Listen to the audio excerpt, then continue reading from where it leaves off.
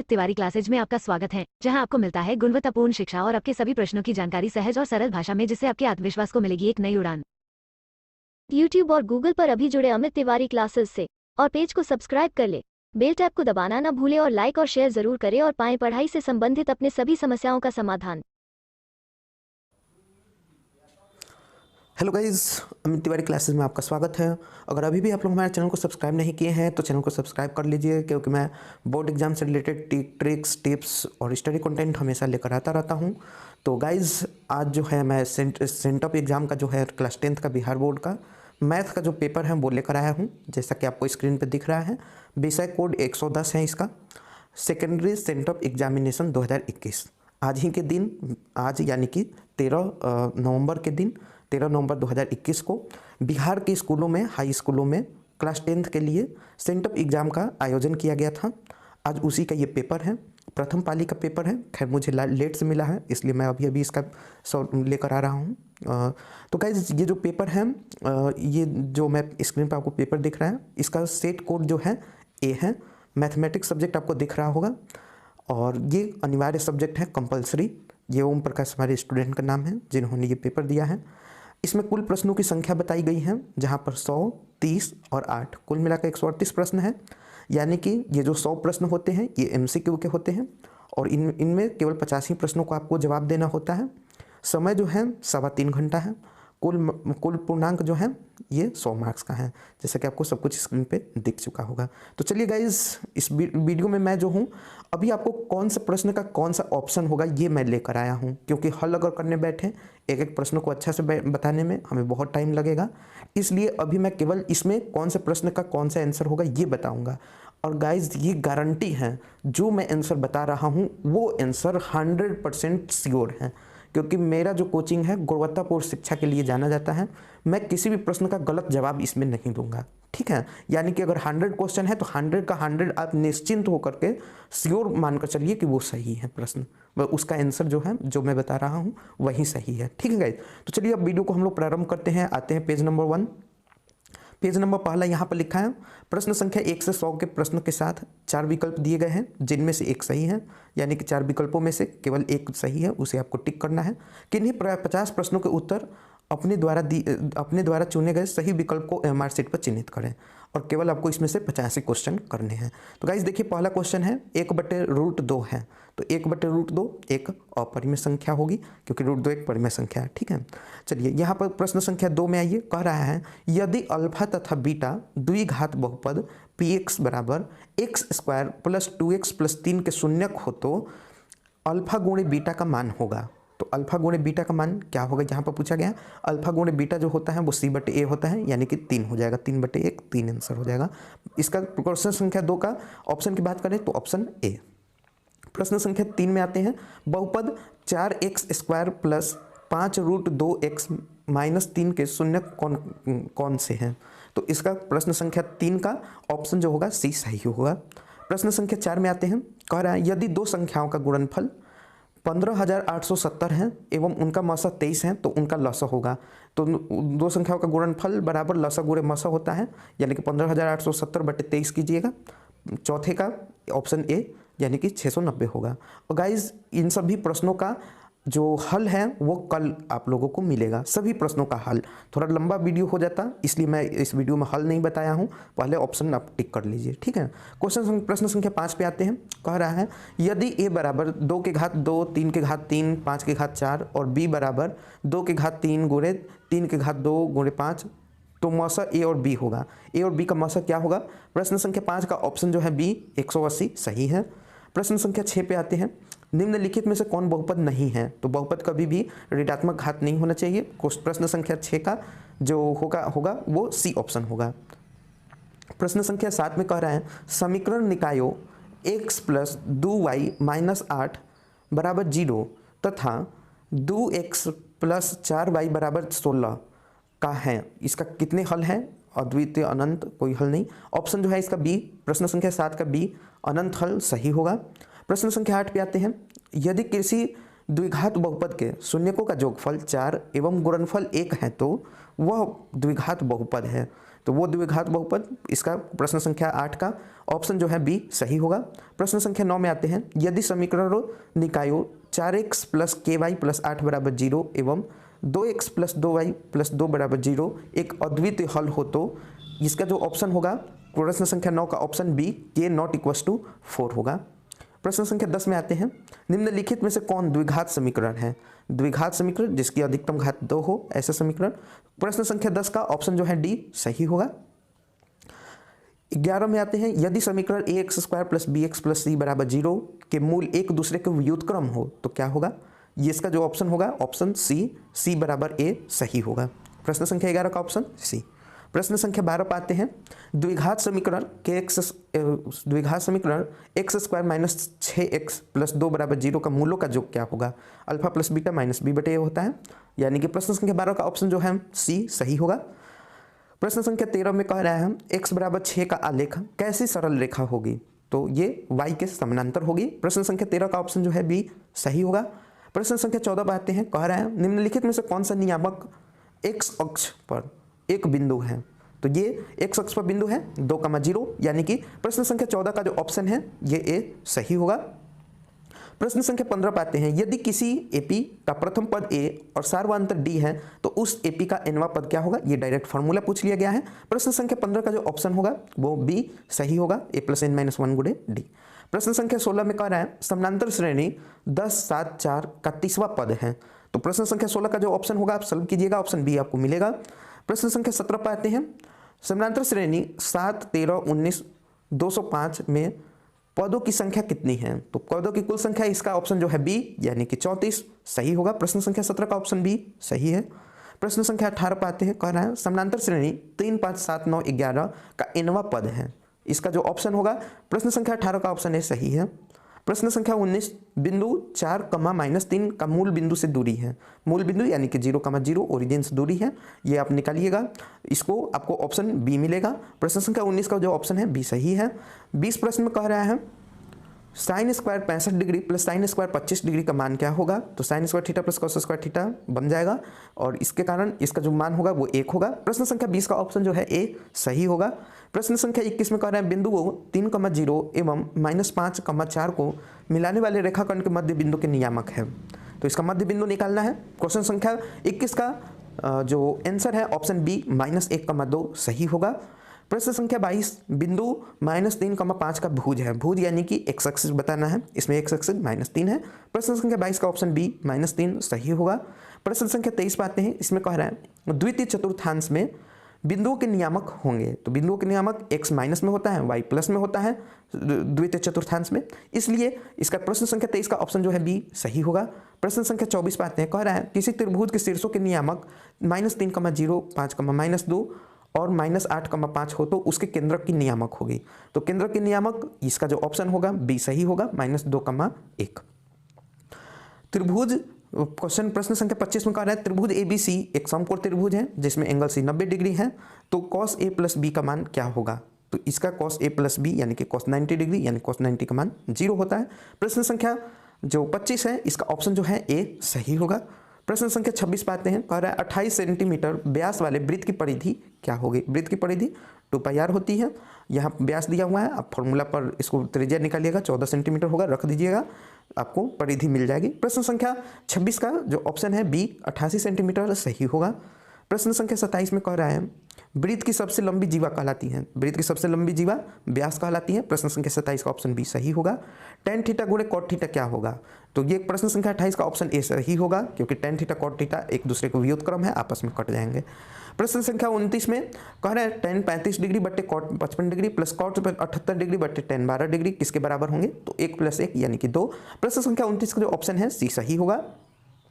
प्रश्न संख्या 30 में कह रहा है यदि sin थीटा बराबर a/b तब cos थीटा का मान निकालिए। तो cos थीटा का मान जो है √b² - a² बटे b यानी कि ऑप्शन बी। प्रश्न संख्या 30 का ऑप्शन बी सही है। प्रश्न संख्या 31 पे आते हैं, कह रहा है यदि sin थीटा बराबर 1/2 हो तो cot थीटा होगा। तो cot थीटा √3 होगा, यानी कि प्रश्न संख्या 31 का ऑप्शन बी सही होगा। प्रश्न संख्या 32 में कह रहा है √3 2 थीटा बराबर 3 है तो थीटा का मान होगा, थीटा का मान 30 डिग्री होगा। प्रश्न संख्या 32 का ऑप्शन बी सही होगा। प्रश्न संख्या 33 में कह रहा है साइन सेक 90 डिग्री माइनस थीटा, ये डायरेक्ट फॉर्मूला पूछ लिया है, कोसेक थीटा होता है। प्रश्न संख्या 33 का ऑप्शन बी सही होगा। फिर कह रहा है 34 में आर त्रिज्या वाले वृत्त में थीटा के त्रिज्या खंड का क्षेत्रफल होगा। थीटा के त्रिज्या खंड का क्षेत्रफल पूछ रहा है। प्रश्न संख्या 34 का ऑप्शन जो है डी सही होगा, क्योंकि ये होता है थीटा बटे 360 पाई आर स्क्वायर। प्रश्न संख्या 35 में आते हैं, कह रहे हैं दो वृत्तों का क्षेत्रफल का अनुपात 9:4 है, तो उनकी परिधियों का अनुपात होगा, परिधियों का जो अनुपात होगा वो 3:2 होगा, यानी कि प्रश्न संख्या 35 का ऑप्शन ए सही होगा। प्रश्न संख्या 36 में कह रहा है आर त्रिज्या वाले अर्धगोले का संपूर्ण पृष्ठ का क्षेत्रफल होगा। अर्धगोले का संपूर्ण पृष्ठ क्षेत्रफल 3 पाई आर स्क्वायर होता है, यानी कि प्रश्न संख्या 36 का ऑप्शन ए सही होगा। प्रश्न संख्या 37 में कह रहा है किसी बेलन की आधार की त्रिज्या 2 सेंटीमीटर है तथा ऊंचाई 14 सेंटीमीटर है, तो उस बेलन का आयतन होगा, उस बेलन का आयतन 176 सेंटीमीटर क्यूब होगा, यानी कि प्रश्न संख्या 37 का ऑप्शन जो है ए सही होगा। प्रश्न संख्या 38 में आते हैं, कह रहा है यदि किसी गोले का व्यास 14 सेंटीमीटर है तो इसका आयतन होगा। प्रश्न संख्या 38 का ऑप्शन जो है सी होगा। प्रश्न संख्या 39 में कह रहा है किसी शंकु के आधार की त्रिज्या 5 सेंटीमीटर है एवं उसकी ऊंचाई 12 सेंटीमीटर है, तो इसका वक्र पृष्ठीय क्षेत्रफल होगा। प्रश्न संख्या 39 का जो ऑप्शन होगा वो बी होगा, और बी यानी कि 65 पाई सेंटीमीटर स्क्वायर होगा। प्रश्न संख्या 40 किसी घन की एक भुजा 5 सेंटीमीटर है, तो इसका संपूर्ण क्षेत्रफल क्या होगा। प्रश्न संख्या 40 का जो ऑप्शन है ये ए 150 सेंटीमीटर स्क्वायर सही होगा। प्रश्न संख्या 41 में कह रहे हैं प्रथम 20 विषम प्राकृतिक संख्याओं का योग है। प्रश्न संख्या 41 का ऑप्शन जो है सी यानी कि 400 होगा, ये सही होगा। प्रश्न संख्या 42 में बहुलक पूछा गया है, जो संख्या सबसे ज़्यादा रिपीट की गई है वो बहुलक कहलाती है। प्रश्न संख्या 42 का ऑप्शन जो है बी यानी कि 3 सही होगा। प्रश्न संख्या 43 में कह रहा है ए और बी का समांतर माध्य है, ए और बी का समांतर माध्य a + b/2, यानी कि प्रश्न संख्या 43 का ऑप्शन बी सही होगा। प्रश्न संख्या 44 में कह रहा है किसी बारंबारता श्रेणी का माध्य और बहुलक क्रमशः 18 और 16 है तो माध्यिका होगी। 3 माध्यिका बराबर बहुलक प्लस 2 माध्य, ये फॉर्मूला होता है, इसको आप लोग रख दीजिएगा। आपको जो प्रश्न संख्या 44 है ऑप्शन सी मिलेगा, यानी कि 24। प्रश्न संख्या 45 में कह रहा है 2 7 4 9 5 6 1 का माध्यिका है। प्रश्न संख्या 45 का ऑप्शन जो है बी यानी कि 5 सही जवाब होगा। प्रश्न संख्या 46 निम्नलिखित में से कौन सी संख्या एक घटना की प्रायिकता नहीं हो सकती है। तो प्रायिकता कभी भी 0 या 0 के बराबर या 1 के बराबर हो सकती है, यानी कि 0 और 1 के बीच होती है और 1 से बड़ा नहीं होता है। प्रश्न संख्या 46 का ऑप्शन जो है ए 1.5 सही जवाब होगा। प्रश्न संख्या 47 में कह रहा है निश्चित घटना की प्रायिकता होती है, निश्चित घटना की प्रायिकता 1 होती है, यानी कि ये जो प्रश्न संख्या 47 है इसका ऑप्शन ए सही होगा। प्रश्न संख्या 48 में कह रहा है एक ठोस गोले को जिसकी त्रिज्या 9 सेंटीमीटर है पिघलाकर एक ठोस बेलन बनाया गया है, जिसकी त्रिज्या 9 सेंटीमीटर है तो बेलन की ऊंचाई होगी। प्रश्न संख्या 48 का ऑप्शन ए 12 सेंटीमीटर सही जवाब होगा। प्रश्न संख्या 49 पे आते हैं, कह रहा है किसी एक ऊर्ध्वाधर स्तंभ की ऊंचाई एवं उसकी जमीन पर छाया की लंबाई बराबर है, तो सूर्य का उन्नयन कोण होगा, सूर्य का उन्नयन कोण 45 डिग्री होगा। प्रश्न संख्या 49 के अगर ऑप्शन की बात करें तो ऑप्शन सी सही है। प्रश्न संख्या 50 में आते हैं, यदि ए और बी अभाज्य संख्याएं हैं तो ए और बी का मासा होगा। 2 अभाज्य संख्याओं का क्रमशः अभाज्य संख्याओं का ये जो मासा होता है ये 1 होता है। प्रश्न संख्या 50 का ऑप्शन जो है सी सही होगा। प्रश्न संख्या 51 पर आते हैं, भाज्य ए और भाजक बी के लिए ए बराबर बी क्यू प्लस आर में शेषफल आर के लिए कौन सा संबंध सही है। तो प्रश्न संख्या 51 का ऑप्शन जो है सी सही होगा। प्रश्न संख्या 52, द्विघात समीकरण 2x² - 6x + 7 बराबर 0 के मूलों की प्रकृति होगी, ये अवास्तविक मूल होंगे। प्रश्न संख्या 52 का जो ऑप्शन होगा ऑप्शन सी सही होगा। प्रश्न संख्या 53 बातें हैं, कह रहा है यदि 3 थीटा बराबर 90 डिग्री हो तो cos थीटा का मान निकालिए। तो प्रश्न संख्या 53 का ऑप्शन जो होगा सी यानी कि √3/2 सही जवाब होगा। प्रश्न संख्या 54 में कह रहा है यदि cos अल्फा प्लस बीटा बराबर 0 हो तब sin अल्फा माइनस बीटा होगा, यानी कि प्रश्न संख्या 54 का ऑप्शन की बात करें तो ऑप्शन डी यानी कि cos 2 बीटा सही ऑप्शन होगा। प्रश्न संख्या 55 पाते हैं, समीकरण x + y = 14 और x - y = 4 के हल है, तो इसका x = 9 y = 5 होगा। प्रश्न संख्या ऑप्शन की बात करें 55 की तो ऑप्शन जो है 55 का बी होगा। प्रश्न संख्या 56, समरूप त्रिभुज ABC एवं त्रिभुज DEF में दिए गए AB/DE = BC/FD तब क्या होगा, एंगल B = एंगल D होगा। प्रश्न संख्या 56 का ऑप्शन जो है C angle B = angle D सही जवाब होगा।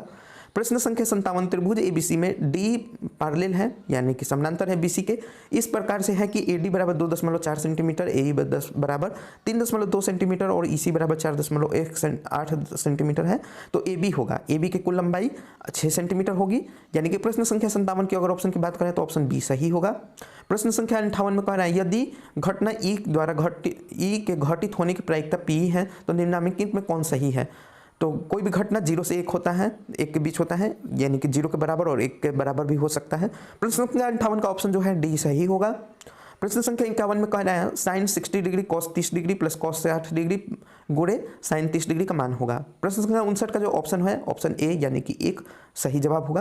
प्रश्न संख्या 60 में कह रहा है बिंदु P 5,6 की x एक्सिस से दूरी है, इसकी जो दूरी होगी ये 6 इकाई होगी। प्रश्न संख्या 60 का ऑप्शन जो है बी सही होगा। प्रश्न संख्या 51 में आते हैं, कह रहा है संख्या 3.24636363 है, ये एक क्या है, ये एक परिमेय संख्या है क्योंकि यहाँ पर बार लगाया नहीं गया है, डॉट डॉट लिखा नहीं है, तो इसको हम लोग P/Q के रूप में लिख सकते हैं। प्रश्न संख्या 61 की बात करें तो ऑप्शन जो है बी सही होगा। प्रश्न संख्या 62 में है निम्नलिखित में कौन सा भिन्न का दशमलव प्रसार शांत है। तो ये प्रश्न संख्या 62 का जो ऑप्शन है ऑप्शन डी सही होगा, 3/160।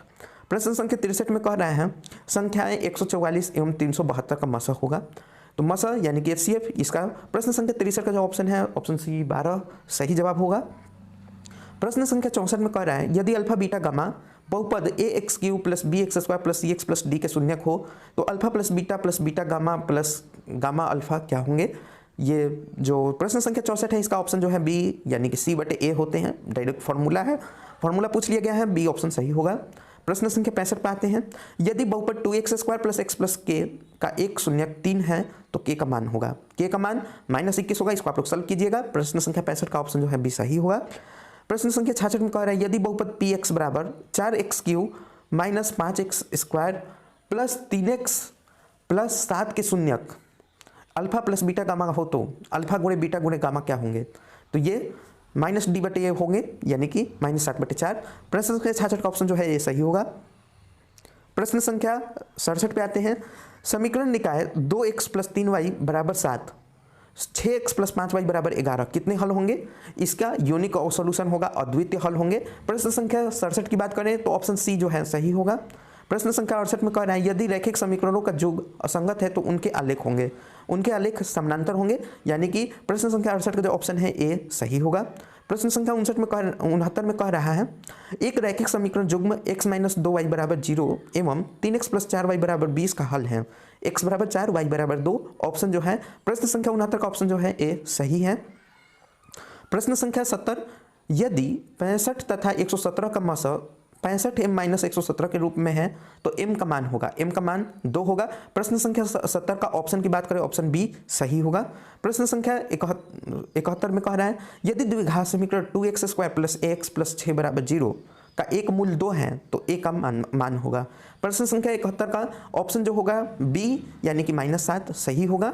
प्रश्न संख्या 72 यदि समीकरण x² प्लस 2 ब्रैकेट में k प्लस 2 है, x प्लस 9k बराबर 0 के मूल वास्तविक बराबर हो तो k का मान होगा। प्रश्न संख्या 72 का ऑप्शन जो है ए 1 या 4 सही होगा।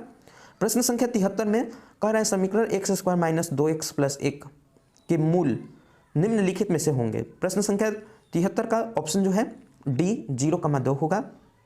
प्रश्न संख्या 74 में आते हैं, कह रहा है x² plus px plus q बराबर 0 को पूर्ण वर्ग होने के लिए q का मान होना चाहिए। प्रश्न संख्या 74 का ऑप्शन बी p²/4 सही होगा। प्रश्न संख्या 75 पर आते हैं, कह रहा है समानांतर श्रेणी 1.8 2.1 2.4 2.7 का सार्वअंतर है। प्रश्न संख्या 75 का ऑप्शन जो है बी 0.3 सही होगा। प्रश्न संख्या 76 में कह रहा है यदि 2x plus 3 5x plus 1 6x plus 3 समानांतर श्रेणी में हो तो x का मान होगा। प्रश्न संख्या 76 का ऑप्शन जो है ए यानी कि 2 सही जवाब होगा। 77 में कह रहा है समानांतर श्रेणी 117 104 91 78 का 8वां पद होगा। 8वां पद इसका प्रश्न संख्या 77 का 26 होगा, ऑप्शन बी सही जवाब होगा। प्रश्न संख्या 78 यदि किसी समानांतर श्रेणी का nवां पद 2n प्लस 1 है तो प्रथम 3 पदों का योग होगा, प्रथम 3 पदों का योग 15 होगा। प्रश्न संख्या 78 का ऑप्शन जो है ए सही होगा। प्रश्न संख्या 79 पाते हैं, यदि बिंदुओं A -6,5 एवं B -2,3 को मिलाने वाली रेखाखंड का मध्य बिंदु P जो है A/2,4 हो तो A का मान होगा। प्रश्न संख्या 79 का ऑप्शन जो है A -8 सही होगा। प्रश्न संख्या 80 पाते हैं, A बराबर -1,4, B बराबर 5,2, C बराबर -4, -15 किसी त्रिभुज ABC के शीर्ष है तो इसका केंद्रक होगा। इसका केंद्रक यानी कि 0,-3 ऑप्शन A सही होगा। प्रश्न संख्या 80 का ऑप्शन A।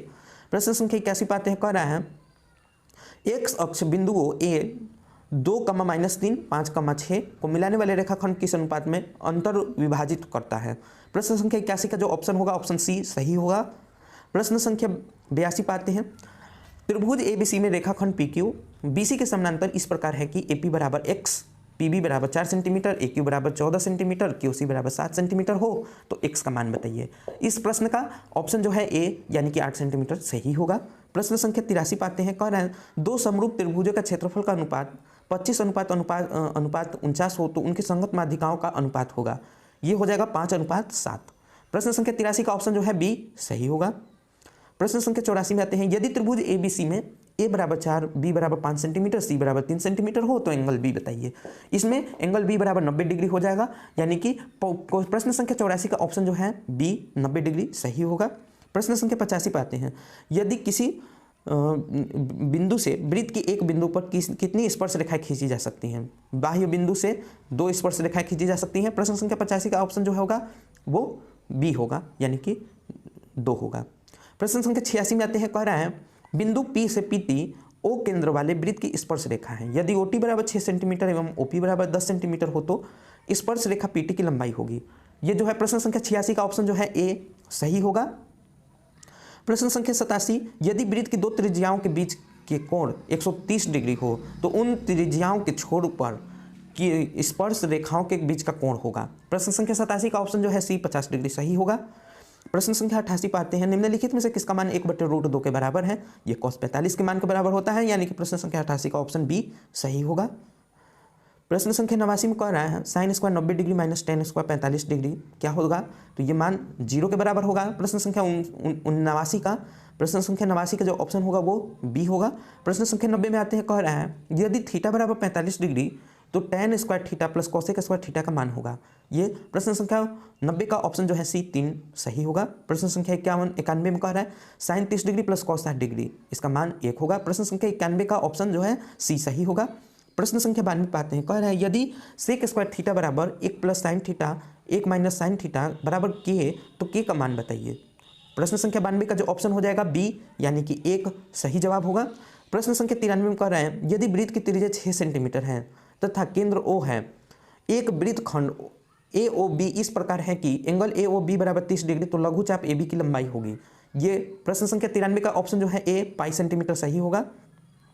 प्रश्न संख्या 94 कह रहा है एक अर्धवृत्ताकार खेत का क्षेत्रफल क्या होगा यदि व्यास 24 सेंटीमीटर हो।